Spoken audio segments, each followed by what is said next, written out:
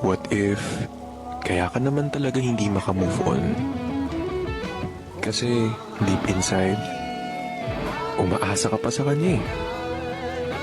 Alam kong alam mo sa sarili mo yun, na kahit meron na siyang iba, wini-wish mo na sana ikaw yun. Ginawa ang breakup para ilayo tayo sa maling tao. At kasi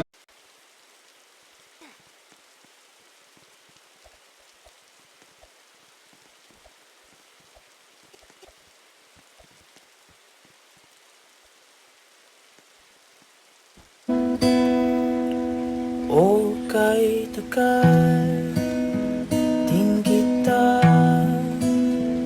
minahal. O kay tagal din kita minahal.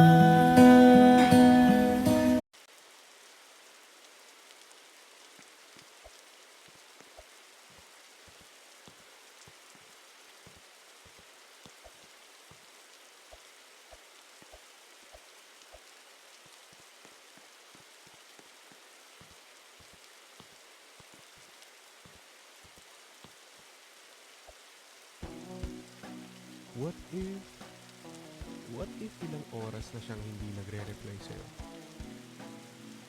Hirap, no? Sinasabi mo sa sarili mo na okay lang yun. Malakas ako. Kaya ko naman eh. Kahit di siya mag-reply. Pero what if may kinakausap naman na pala talaga, iba? What if nakaschedule ka pala?